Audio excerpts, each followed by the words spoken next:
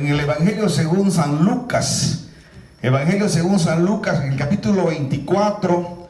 Vamos a leer, hermanos, a partir del versículo 13. Lucas 24, 13.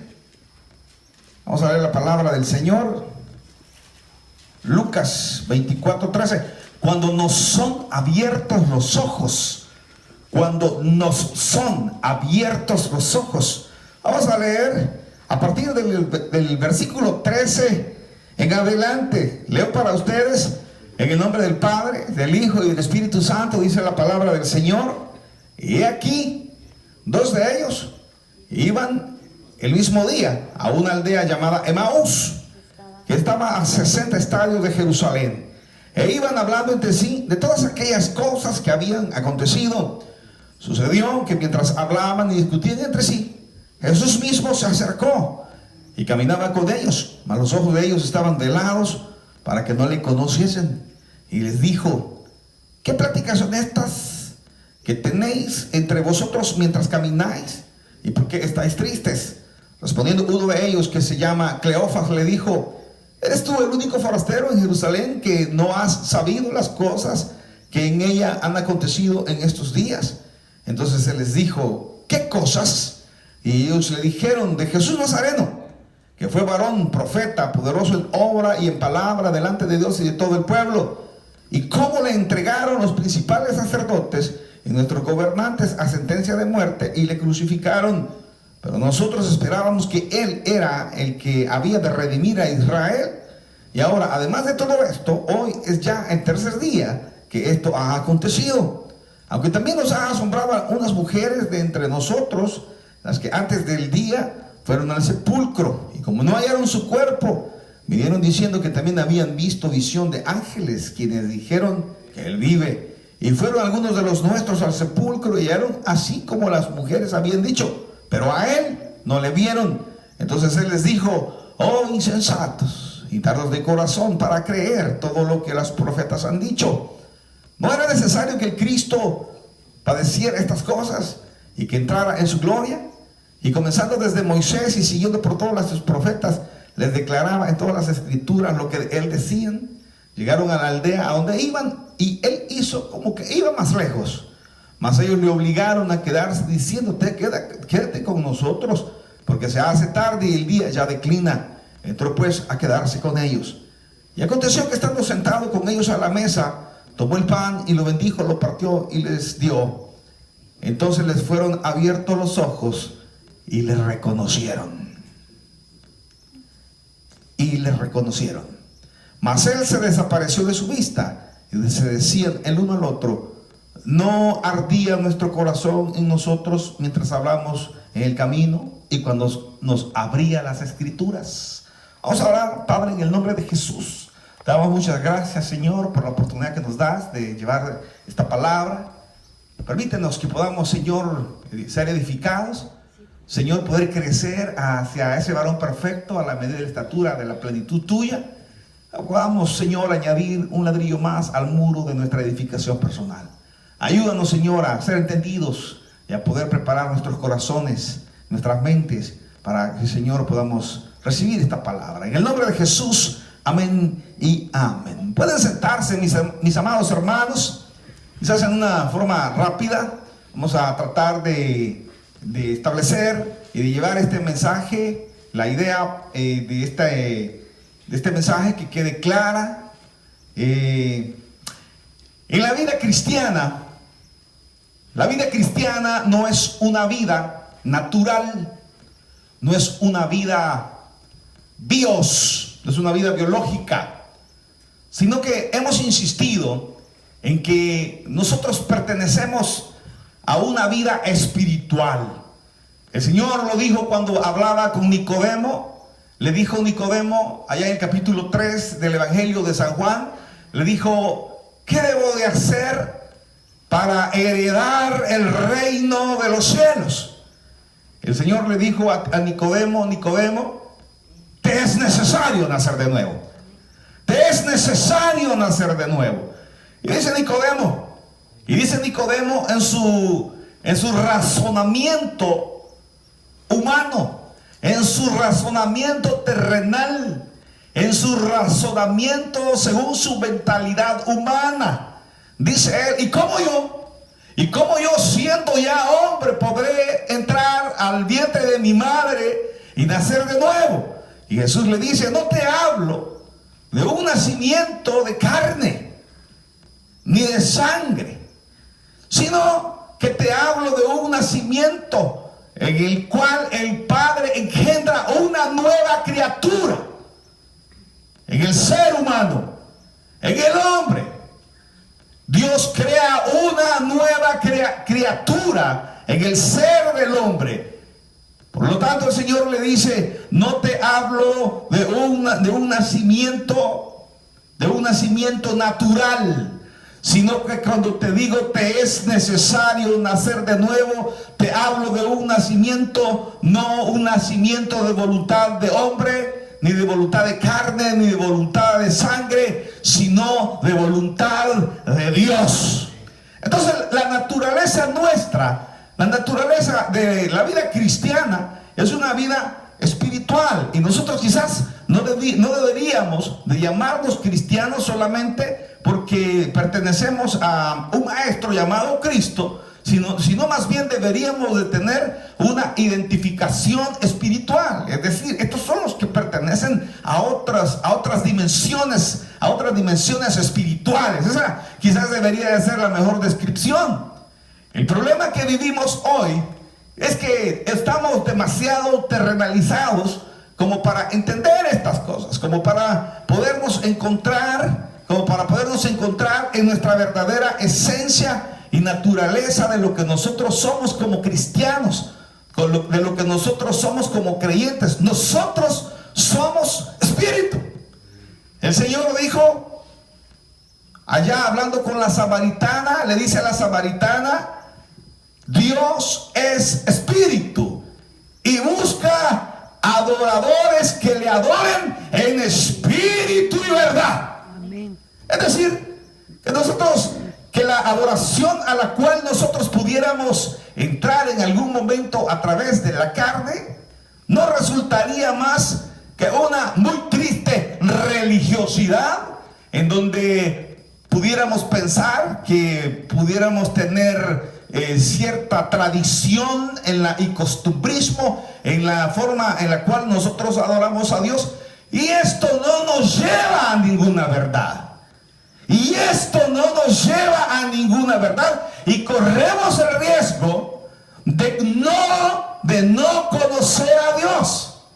Y corremos el riesgo de no conocer a Dios porque estamos tratando de encontrar a Dios desde una óptica humana, desde una óptica tradicional, desde una óptica de costumbrismo. Estamos tratando de encontrar a Dios de una forma humana, y eso no puede ser así, sino que es necesario que sobre nosotros venga la revelación de parte de Dios. Cuando el Señor pregunta a los discípulos y les dice, ¿quién dice la gente que soy yo? Uno de los discípulos le dicen, bueno, algunos dicen que eres Elías, otros dicen que eres alguno de los profetas, otros dicen que eres el espíritu de Juan el Bautista, el cual se salió de Juan el Bautista y vino a dar acá contigo. Y entonces les pregunta el Señor y les dice, ¿y ustedes? ¿Quién creen ustedes que soy yo? Les dice el Señor. Y Simón Pedro da un paso al frente y dice, el Mesías, el prometido, el Hijo de Dios. Y le dice el Señor a Pedro, bienaventurado eres, Simón, hijo de Jonás, porque esto no te lo reveló carne ni sangre, sino que esta revelación te ha venido directamente del Padre que está en el cielo. Directamente del Padre que está en el cielo te ha venido esta revelación. Entonces, si nosotros estamos tratando de encontrar a Dios desde una óptica terrenal, humana, lo más seguro es que vayamos a terminar viviendo una vida llena de religiosidad, en la cual vamos a estar criticando, en la cual vamos a estar siempre buscando el defecto en los demás, siempre vamos a estar tratando de encontrar la justificación de nuestro propio pecado. Porque la justificación de nuestro propio pecado es atacar el pecado de otro. ¿Cuántas personas viven en adulterio? Dicen, oh, pastores ladrones, pastores mentirosos, hermanos hipócritas. Pero porque están metidos, están hasta el fango, están hasta el cuello de sus pecados. ¿Y qué puede decir una persona en esas condiciones? Cuando vive en la flor, en el florecimiento de la pecaminosidad en su carne. No pueden establecer conceptos espirituales. 1 Corintios 1:24 dice, al hombre natural, dice, le es imposible. Al hombre natural le es imposible discernir el espíritu. Le es imposible discernir las cosas del espíritu, porque para él son locura. Al hombre natural le es imposible. Entonces vienen a terminar buscando a Dios, vienen a terminar nada más siguiendo tradiciones, siguiendo religiosidades, siguiendo reglas y determinaciones de hombre, y jamás van a poder encontrar a Dios y adorarle en espíritu y en verdad. Y como hemos dicho, ahora tenemos una gran cantidad de congregacionales, de personas de congregaciones, personas que forman parte de una congregación sin ser realmente hijos de Dios, porque solamente han llegado y no han entrado a adorar a Dios en espíritu y en verdad. Todavía no le han conocido al Señor. El hecho de que usted venga a una reunión cristiana no significa que usted sea cristiano. El hecho de que usted se meta al parqueo 20 horas no va a terminar siendo carro. Entonces debemos nosotros de entender que el cristiano está basado en una experiencia espiritual. El cristianismo está basado en una experiencia espiritual. No podemos nosotros establecer que un sistema de costumbres y tradiciones nos va a hacer cristianos, sino que lo que nos va a hacer cristianos a nosotros es un nuevo nacimiento, un nuevo nacimiento. La Escritura dice que el que está en Cristo, nueva criatura es. Las cosas viejas pasaron, de aquí todas son hechas nuevas. El Señor hace nuevas personas. El Señor transforma a las personas. El Señor da fruto espiritual a través del Espíritu Santo, para que tanto como usted y yo podamos, a través del crecimiento, dice la Escritura que Jesucristo mismo, Él estableció profetas, apóstoles, evangelistas, pastores y maestros para perfeccionar la obra de Cristo, para que todos alcancemos a ser ese varón perfecto a la medida de la estatura de la plenitud de Cristo. Esa es nuestra meta espiritual.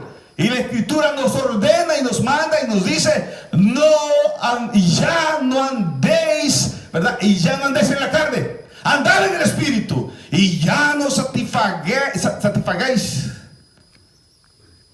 y ya no satisfagan los deseos de la carne. En el presente relato que nosotros hemos leído, habla acerca de dos personas que van camino a Emaús. Y cuando van en el camino, se les aparece un tipo con el juri, ¿verdad? No sé cómo se diría en español, ¿verdad? Con la capucha. Ahí van y van platicando y van platicando y van hablando. Oigan lo que están ellos pensando. Ellos dicen, iban hablando de todas estas cosas, dice. Y el Señor les pregunta y les dice, ¿y qué es lo que ha sucedido? ¿Qué es lo que ha sucedido? Y la primera respuesta, el primer sentir, es un sentir terrenal. Es un sentir terrenal donde ellos dicen, bueno, nosotros estábamos creyendo de que este Cristo que había venido, de Jesús, creíamos nosotros que era el Mesías. Creíamos nosotros que este habría de traer la restauración a Israel, pero no la trajo. sino que lo tomaron los judíos y lo crucificaron, y ahí se terminó el cuento, ahí se acabó todo, ya no hay más. No podemos nosotros más que deducir que estas dos personas tenían una óptica demasiado terrenalizada con respecto al Mesías, con respecto a Jesús. Ellos estaban esperando que el Señor se levantara políticamente, estableciera una revolución en contra de Roma y se lograra la independencia de Israel y ya no fuera más una nación tributaria. Entonces, ¿qué sucedió? Que aquellos hombres simplemente habían dejado de creer en el Señor porque lo habían visto nada más en una óptica terrenal. Pero a medida que van avanzando y van llegando, dice que cuando ya se había hecho, ya empezaba a declinar el día, cuando ya empezaba a hacerse de noche, le dijeron, él hizo como que iba más lejos, y dice que estas dos personas le dijeron de que se quedara. Uno de ellos se llamaba Cleofas, y Cleofas le dijo, pero si vas ahí te va a agarrar la noche, te va a coger las tinieblas a medio camino. Quédate con nosotros. Y se pasó y se quedó con ellos en la noche. Y dice que les citaba él el pasaje cuando el Señor habla y dice en el versículo 25, entonces él les dijo: oh insensatos y tardos de corazón para creer todo lo que los profetas han dicho. ¿No era necesario que el Cristo padeciera estas cosas y que entrara en su gloria? Y comenzando desde Moisés y siguiendo por todos los profetas, les declaraba en todas las escrituras lo que de él decían. Cristo les iba predicando en el camino. Llegaron a la aldea donde iban, él hizo como que iba más lejos, mas ellos le obligaron a quedarse diciendo: quédate con nosotros porque se hace tarde y el día ya declina, haya declinado. Entró pues a quedarse con ellos. Y aconteció, oigan bien, y aconteció que estando sentado con ellos a la mesa, tomó el pan y lo bendijo, lo partió y les dio. Pero hasta ahí todo había sido una experiencia únicamente humana, una experiencia únicamente terrenal, como las millones de personas que hay hoy que dicen ser creyentes, cuando no han experimentado realmente el gozo del Señor, cuando no han experimentado lo que significa ser templo y morada del Espíritu Santo. Aquellos que todavía viven en el afán de este mundo, aquellos que viven en las preocupaciones de este mundo, aquellos que viven dependiendo de lo que puede hacer el vecino, dependiendo de lo que puede hacer el jefe, dependiendo de lo que puede hacer su dinero en el banco, dependiendo de lo que puede hacer los contactos que tienen. Pero no habían visto a Jesús desde una óptica en la cual Él es el Dios Todopoderoso que tiene la capacidad de sostener este universo. Aleluya. No lo habían visto así, sino que habían tenido una mera experiencia religiosa. Nada más así habían visto al Señor. Entonces, cuando el Señor se sienta con ellos a la mesa y les comparte el pan, les dice allí en el versículo, en el 31, entonces, aquí viene lo importante. Entonces, yo me pregunto, ¿cuánto tiempo estas personas habían visto la vida del Mesías? ¿Cuántos años habían conocido de Jesús sin saber quién era Jesús? Cuidado. Y el que tiene a la par, tenga cuidado, hermano. No sea usted que cree conocer a Jesús y no le conoce. Porque el Salmo 23, cuando el salmista David, el Salmo 23, el Salmo de David, dice: mi copa está rebosando. El gozo ya no cabía en él. E iba un poco más, explota de gozo. Adereza mesa delante de mis angustiadores. Ciertamente el bien y la misericordia me acompañarán todos los días de mi vida, y en la casa de Jehová moraré confiado. Gloria a Dios. Eso es creer en el Señor. Eso es estar seguro en el Señor. Eso es darle la cara y no tenerle miedo a nadie. Si Dios está con nosotros, ¿quién contra nosotros? Dice el Salmo. Gloria a Dios. Si Dios está con nosotros, ¿quién contra nosotros? Pero hoy tenemos nosotros puramente experiencias terrenales en religiosidad, lamentablemente en las iglesias cristianas evangélicas también. ¿Por qué? ¿Por qué tenemos esto? Porque no hay amonestación, porque no hay exhortación, porque los hermanos se van a enojar, porque si le menciono el pecado al hermano que da los mayores diezmos, se me va a ir y se tira buena plata. Amén. ¿Por qué se tira buena plata? Y si le ataco el pecado, se van a enojar los hermanos.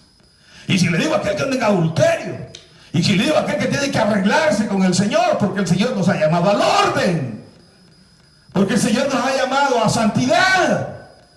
Pero estos hombres, cuando vieron que el Señor partió el pan, y aquí llegó la parte más importante, entonces le fueron abiertos los ojos. ¿Y qué dice? Y le reconocieron. Y entonces le fueron abiertos los ojos y le reconocieron. Es necesario que en la vida del hombre haya un momento en el cual, hermano, la vista que está velada, como leímos allí en el versículo anterior, cuando hablaban y discutían acerca de él, dice que sus ojos, en el versículo 16, dice, mas los ojos de ellos estaban velados para que no le conociesen. No es que los ojos Dios se los había velado, sino que ellos estaban religiosamente ciegos. Sino que ellos estaban ciegos. Y preferían. ¿Y saben cuál es el problema de la religión? Que en la religión, como no hay exhortación, el libro de Mateo capítulo 18 dice, y si tu hermano tiene algo contra ti, ve con él y ponte a cuentas con él. Si tu hermano, o sea, que aquel cometió la falta y el Señor me manda a pedirle perdón si él es el que ha cometido la falta. A él le caigo mal. Y tengo que ir y decir, hermano, perdone por caerle mal. ¿Qué le parece lo que el Señor nos manda? Esta es la vida en el Espíritu. Y en lo que os sea posible, dice el apóstol Pablo, quiero que estén en paz con todos.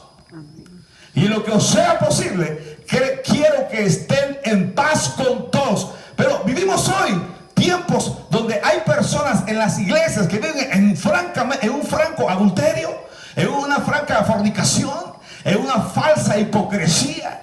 Hermanos, donde viven una hipocresía que se la creen hasta ellos mismos, donde viven odiando, donde tienen rencor, donde tienen raíces de amargura, y como no hay exhortación, sus ojos siguen velados a Dios. Sus ojos siguen velados, porque la Escritura lo dijo bien claramente en el Evangelio de Juan del Señor, y en esto conoceréis, mis discípulos, en que se amen los unos a los otros. Así que si usted no ama a su prójimo, ponga su barba en remojo. Debería de pensarlo realmente si el Espíritu Santo está fluyendo en su espíritu. Porque estos tenían velados los ojos a causa de las tradiciones de los hombres, a causa de la misma hipocresía de la sociedad, a la causa de la misma hipocresía del ser humano, y no habían alcanzado una estatura espiritual. Pero en el versículo 16 dice, les habían sido velados los ojos. Ellos tenían velados los ojos y no podían ver a Cristo. Pero allá más adelante en el versículo 31 dice, entonces le fueron abiertos los ojos y le reconocieron. Y le reconocieron que él era Cristo. ¿Y cuál fue el efecto entonces? ¿Cuál fue el efecto de haber visto al Señor, de haber reconocido al Señor? El efecto fue el versículo 32, y se decían el uno al otro, se decían, ¿no ardía nuestro corazón en nosotros mientras nos hablaban en el camino y cuando nos abrían las Escrituras? ¿No sentíamos ese fuego que consume? Pero no le hacíamos caso, porque más nos interesaban nuestros propios intereses, porque más nos interesaba nuestra vida aquí en la tierra. El Señor dijo, no os hagáis tesoros en la tierra donde el ladrón hurta y el orín corroe, mas haceos tesoros en el cielo donde el ladrón no hurta y donde el orín no corroe. Haceos tesoros en el cielo. Pero nosotros vivimos una vida en la que es necesario, hermanos, que se nos sean abiertos los ojos para conocer realmente a Cristo. Hoy corremos el riesgo de estar formando parte de aquellos que, llamándose cristianos, la Escritura nos enseña acerca en el mensaje del ángel a las 7 iglesias. Nos da una lista de diferentes iglesias. Cristo ascendió a los cielos en el año 33 por ahí, y Juan, cuando escribe el libro de Apocalipsis, estando desterrado en la isla de Patmos, allá él escribe la revelación que le da el ángel y le dice: escribe al ángel de la iglesia que está en Esmirna, escribe al ángel de la iglesia que está, hermanos, en Filadelfia. Y allí en el listado de las iglesias, habla acerca de aquellos que ya perdieron su primer amor. Habla acerca de aquellos que todavía han consentido la doctrina y el espíritu de Jezabel. Es decir, donde el adulterio es el adulterio, y donde, hermanos, la lasciviosidad gobierna las iglesias. Donde tienen nombre, dice, de que son judíos y no lo son. Donde dicen que viven y están muertos. Entonces el problema que nosotros estamos corriendo hoy es que pudiera ser que más de alguno de nosotros esté viviendo una vida falsamente cristiana y esté viviendo una vida de religión porque no conoce al Señor como Salvador personal. Porque tenemos que tener claro el momento cuando Cristo nos salvó. Tenemos que conocer cómo es, hermano, cómo es su experiencia de salvación. A ver, cuéntenos, ¿cuál fue aquel momento en que el Señor vino y usted dijo: sí, abro mi corazón al Señor? Apocalipsis 3:20, el Señor hace una invitación y dice: el que abriere, he aquí yo estoy a la puerta y llamo. El que abriere la puerta, entraré en él y cenaré con él y él conmigo. ¿Cuántos de nosotros hemos aceptado esa invitación? Mas a todos los que le recibieron y a los que creen en su nombre les dio el poder de ser hechos hijos de Dios. ¿O cuántos estamos viviendo con los ojos velados en una vida completamente religiosa? Porque hoy tenemos miles que somos, hermano, que somos cristianos en la iglesia. Pero la esencia de la iglesia no es en el momento de la reunión. La esencia de la iglesia, lo orgánico de la iglesia, es cuando salimos allá afuera y testificamos que Cristo vive en nosotros. Que sean pues abiertos nuestros ojos para que podamos disfrutar y glorificar a Dios con nuestras vidas, y así, y solo así, podamos ver la gloria de Dios. Démosle un fuerte aplauso al Señor. Padre, te damos muchas gracias por esta palabra. Señor, ábrenos los ojos. Aquellos, Señor, que aún no hemos visto tu rostro, quita la vela, lo velado de nuestros ojos. Señor, que podamos reconocerte cuál tú eres. Señor, cuál gran poderoso Dios tenemos. Dios de los cielos, dador de la vida, dador de toda dádiva y todo don perfecto que descienden del Padre de las luces. Ayúdanos, Señor, a conocerte mejor. Y a aquellos que han escuchado a través de los medios, yo quiero preguntarle: ¿ha tenido usted un momento en el cual usted ha podido conocer a Cristo como Señor y Salvador personal? ¿O simplemente usted es una persona que todavía está velado de los ojos y ha seguido a Cristo nada más tradicionalmente, nada más religiosamente? Hoy es el momento para que usted pueda adorar al Señor en espíritu y en verdad. ¿Qué tiene que hacer? Tiene que hacer una confesión de fe de Jesucristo con honestidad en su corazón y reconocerle como Señor y Salvador personal. Le invitamos a que haga esta oración con nosotros y repita esta oración y dígasela al Señor de esta manera. Dígale así: Señor Jesús, yo te recibo hoy como mi único y suficiente Salvador personal. Creo que eres Dios y que moriste en la cruz por mis pecados. Soy pecador, me arrepiento, perdóname, Señor. Y gracias doy al Padre por mandar a su Hijo Jesucristo a morir en mi lugar. Gracias, Señor Jesús, por salvar mi alma. Recibo la vida eterna y el perdón, la seguridad de la vida eterna y el perdón de mis pecados en Cristo Jesús, mi Salvador. Amén. Ahora que usted ha orado, usted ha nacido en la familia de Dios. Busque una iglesia donde se predique el Evangelio de Jesucristo. Le invitamos a que se congregue con nosotros en el Tabernáculo Bíblico Bautista Manazas, acá en Virginia. Continuamos la invitación acá en el templo. Si usted está acá sin Jesús, usted está acá sin Jesús y no le ha conocido como Señor y Salvador personal, hoy es el momento para que usted pueda quitarse esa vela de los ojos y pueda conocer a Jesús tal cual es. Hay alguien que levanta su mano y dice: yo quiero conocer a Jesús como Señor y Salvador personal. Hay alguien que quiera entregar su vida a Jesús. Hay alguien que quiera entregar su vida a Jesús. Venga al Señor hoy y sea salvo para la gloria y honra del Señor. Venga hoy al Señor y sea salvo. Venga Cristo, venga el Señor, venga Jesús. Él quiere salvarle. Hay alguien que quiere entregar su vida a Jesús. Ponga en este momento su corazón a disposición de Cristo para que deje de ser simplemente un religioso y pueda adorar al Señor en espíritu y en verdad. Cantamos al Señor. Y si vivimos, para Él vivimos.